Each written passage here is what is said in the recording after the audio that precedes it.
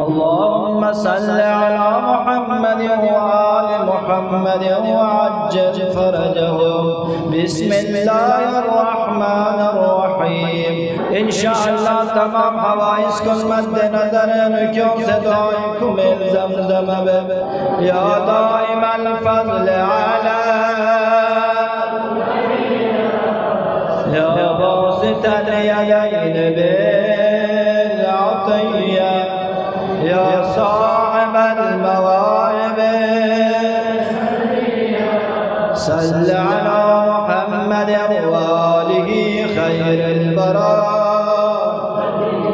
واغفر لنا يا ذا العلا في هذه يا دائم الفضل على يا باسط اليدين بالعطية يا صاحب المواهب صل على محمد وآله خير البراء واغفر لنا يا ذا العلا في هذه توجه يمرز بتجي يا دائم الفضل على يا باسط اليدين يا صاحب المواهب صل على محمد وآله خير البراء واغفر لنا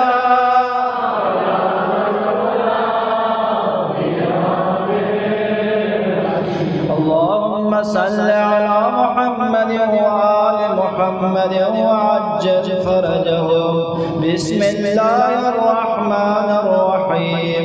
اللهم إني أسألك برحمتك التي وسعت كل شيء وبقوتك التي قهرت بها كل شيء وخضع لها كل شيء وذل لها كل شيء وبجبروتك التي غلبت بها كل شيء وبعزتك التي لا يقوم لها شيء وبعظمتك التي ملأت كل شيء وبسلطانك الذي على كل شيء وبوجهك الباقي بعد فناء كل شيء وبأسمائك التي ملأت أركان كل شيء وبعلمك الذي أحاط بكل شيء وبنور وجهك الذي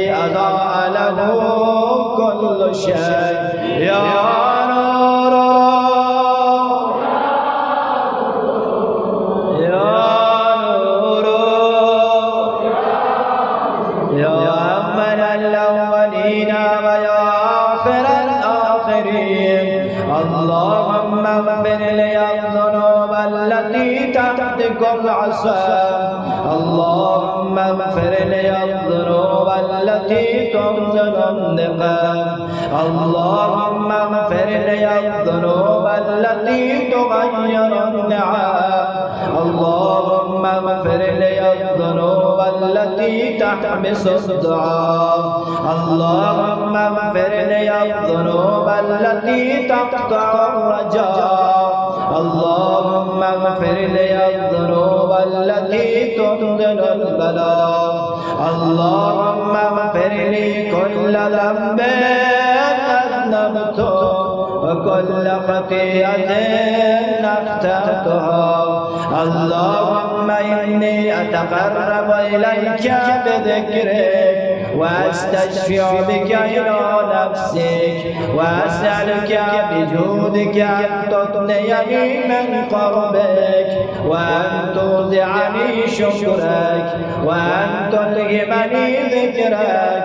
اللهم إني أسألك سؤال خاضع متذلل خاشع أن تسامحني وترحمني وتجعلني بقسمك راضيا قانعا وفي جميع الأحوال متواضعا.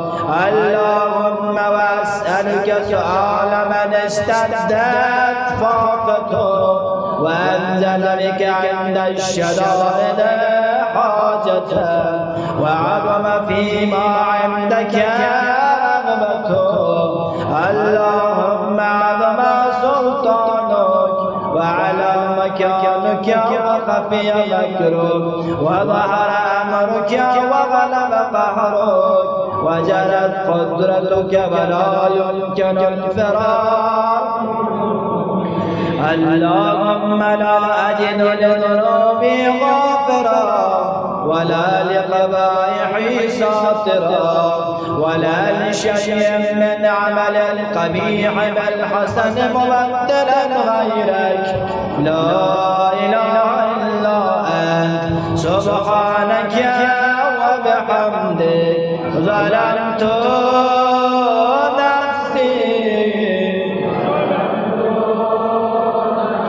وتجرأت بجهلي وسكنت إلى قديم ذكرك لي ومنك علي.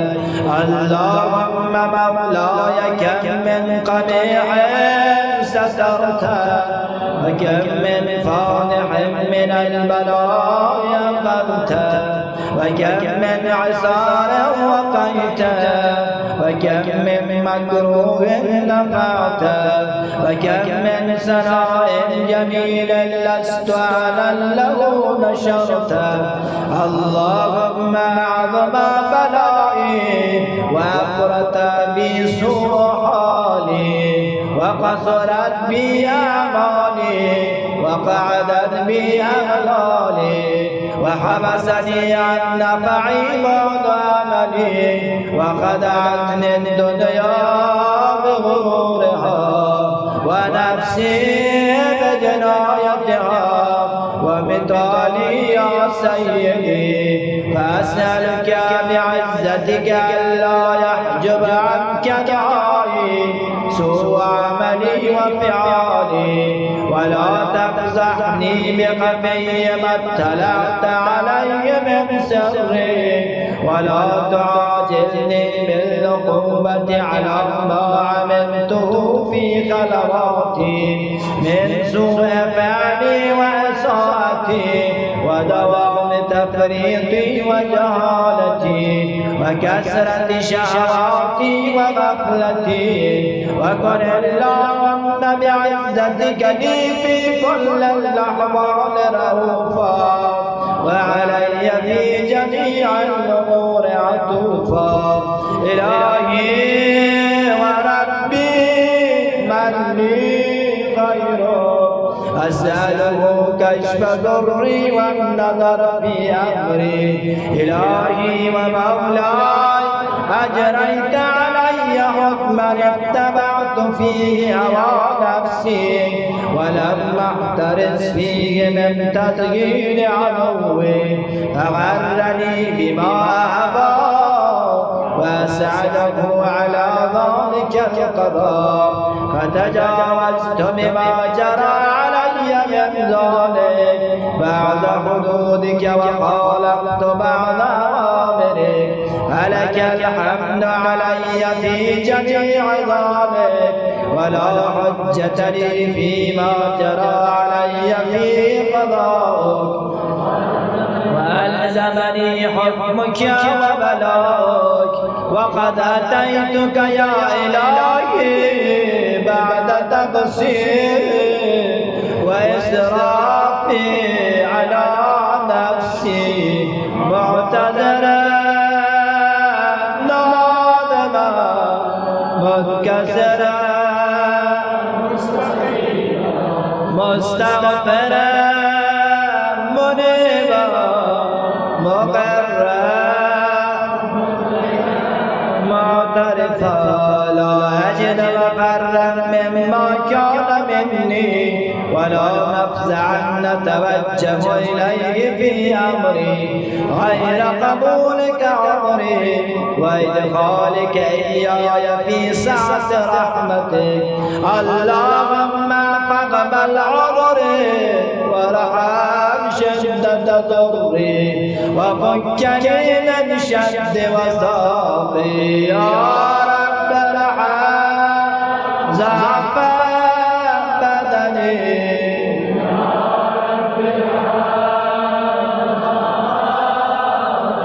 ورقة جلدي ودقة عظمي يوما بدأ خلقي وذكري وتربيتي وبري وتعديتي هبني لابتداء كرمك وسال ببرك بي يا إلهي وسيدي وربي أتراك معظمي بنارك بعد توحيدك وبعد ما انطبع علي قلبي من معرفتك ولهج به لساني من ذكرك واعتقده ضميري من حبك وبعد صدق اعترافي ودعائي خاضعا لربوبيتك هيهات أن تكرم ممن تضيع من ربيته أو تبعد من ناديته أو تشرد من نابيته أو تسلم إلى البلاء من كفيته ورحمته وليت شعري يا سيدي وإلهي ومولاي أتسلط النار على وجوههم خرت لعظمتك ساجدا وعلى ألسن نطقت بتوحيدك صادقا وبشكرك قادحا وعلى قلوب اعترفت بإلهيتك معقبا وعلى الضمائر حوت من العلم بك حتى صارت خاشعة وعلى الجوارح سعت إلى أوطان تعبدك طائعة وأشارت باستغفارك مضعنا ما هكذا الظن بك ولا أخبرنا بفضلك يا كريم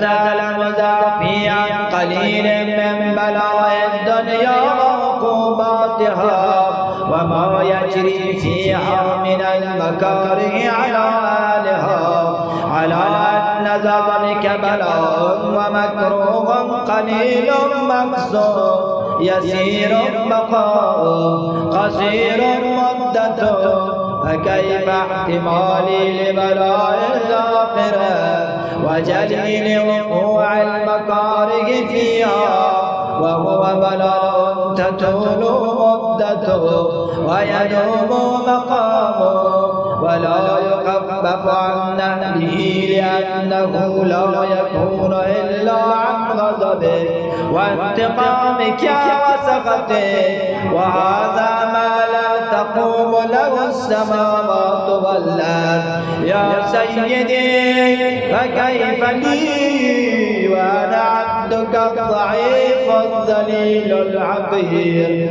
المسكين المستكين يا إلهي وربي وسيدي ومولاي لأي الأمور إليك أشكو لأي الأمور إليك أشكو ولما منها ضج وأبكي لأليم العذاب وشدته أمل طول البلاء ومدته فلئن صيرتني للعقوبات مع أعدائك وجمعت بيني وبين أهل بلائك وفرقت بيني وبين أحبائك وأوليائك فهبني يا إلهي وسيدي ومولاي وربي صبرت على عذابك فكيف أصبر على فراقك وهبني صبرت على حر نارك، فكيف أصبر عن النظر إلى كرامتك؟ أم كيف أسكن في النار ورجائي عفوك؟ فبعزتك يا سيدي ومولاي أقسم صادقا لئن تركتني ناطقا لضجن إليك بين أهلها ضجيج الآمنين، ولأصرخن إليك صراخ المستصرخين، ولأبكين عليك بكاء الفاقدين، ولأنادينك أين كنت يا ولي المؤمنين، يا غاية آمال العارفين، يا غياثا يا حبيب قلوب الصادقين، ويا إله العالمين.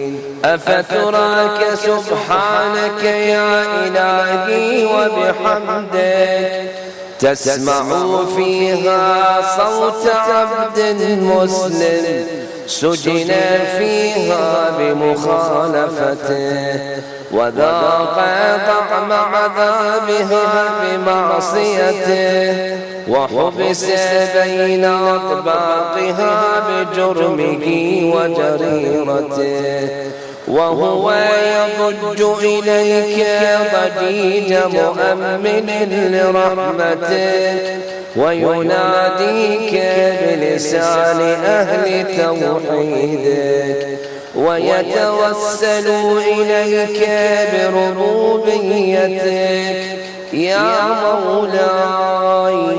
فكيف يبقى في العذاب وهو يرجو ما سلف من حلمك؟ أم كيف تؤلمه النار وهو يأمل فضلك ورحمتك؟ أم كيف يحرقه لهيبها وأنت تسمع صوته وترى مكانه؟ أم كيف يشتمل عليه زفيرها وأنت تعلم ضعفه؟ أم كيف يتقلقل بين أطباقها وأنت تعلم صدقه؟ أم كيف تزجره زبانيتها وهو يناديك يا ربه؟ أم كيف يرجو فضلك في عتقه منها فتتركه فيها؟ هيهات ما ذلك الظن بك، ولا المعروف من فضلك، ولا مشبه لما عاملت به الموحدين من برك وإحسانك. فباليقين أقطع لولا ما حكمت به من تعذيب جاحديك، وقضيت به من إخلاد معانديك، لجعلت النار كلها بردا وسلاما، وما كان لأحد فيها مقرا ولا مقاما، لكنك تقدست أسماؤك أقسمت أن تملأها من الكافرين من الجنة والناس أجمعين، وأن تخلد فيها المعاندين، وأنت جل ثناؤك قلت مبتدئا وتطولت بالإنعام متكرما. أفمن كان مؤمنا كمن كان فاسقا لا يستوون. إلهي وسيدي فأسألك بالقدرة التي قدرتها وبالقضية التي حكمتها وحكمتها وغلبت من عليه أجريتها أن تهب لي في هذه الليلة وفي هذه الساعة كل جرم أجرمته وكل ذنب وكل قبيح أسررته وكل جهل عملته كتمته أو أعلنته أخفيته أو أظهرته وكل سيئة أمرت بإثباتها الكرام الذين وكلتهم بحفظ ما يكون مني وجعلتهم شهودا علي مع جوارحي وكنت أنت الرقيب علي من ورائهم والشاهد لما خفي عنهم وبرحمتك أخفيت وبفضلك سترت وأن توفر حظي من كل خير أنزلت أو إحسان فضلت أو بر نشرت أو رزق بسطت أو ذنب تغفر أو خطأ تستر يا ربي يا ربي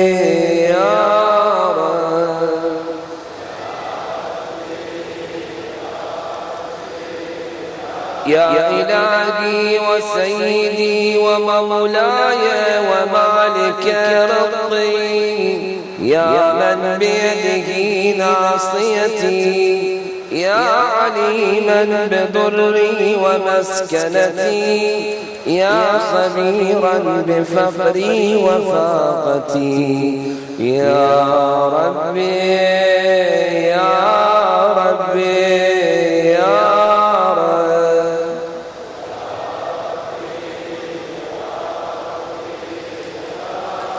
أسألك بحقك وقدسك وأعظم صفاتك وأسمائك أن تجعل أوقاتي من الليل والنهار بذكرك معمورة وبخدمتك موصولة وأعمالي عندك مقبولة حتى تكون أعمالي وأورادي كلها وردا واحدا وحالي في خدمتك سرمدا يا سيدي يا من عليه معولي يا من إليه شكوت أحوالي يا ربي يا ربي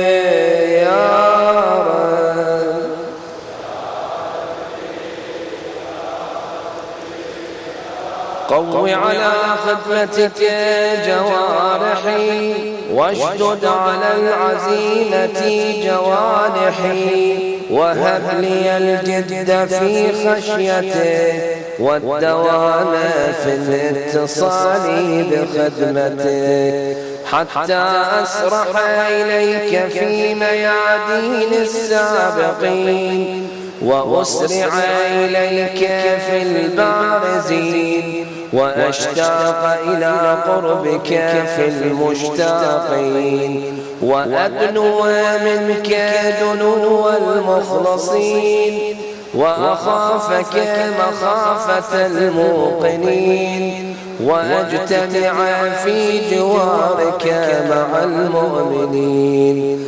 اللهم ومن أرادني بسوء فأرد ومن كادني فكد واجعلني من أحسن عبيدك نصيبا عندك وأقربهم منزلة منك وأخصهم زلفة لديك، فإنه لا ينال ذلك إلا بفضلك. وجد لي بجودك وعطف علي بمجدك واحفظني برحمتك واجعل لساني بذكرك لهجا وقلبي بحبك متيما ومن علي بحسن إجابتك. وأقلني عثرتي واغفر زلتي، فإنك قضيت على عبادك بعبادتك وأمرتهم بدعائك وضمنت لهم الإجابة.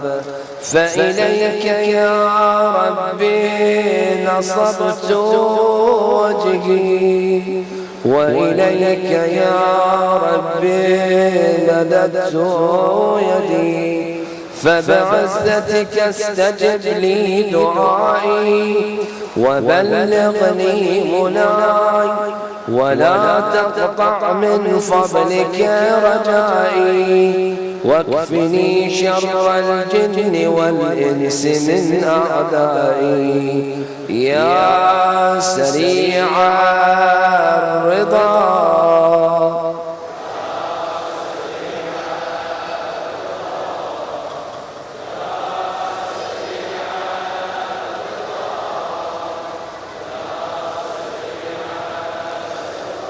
اغفر لمن لا يملك إلا الدعاء، فإنك فعال لما تشاء.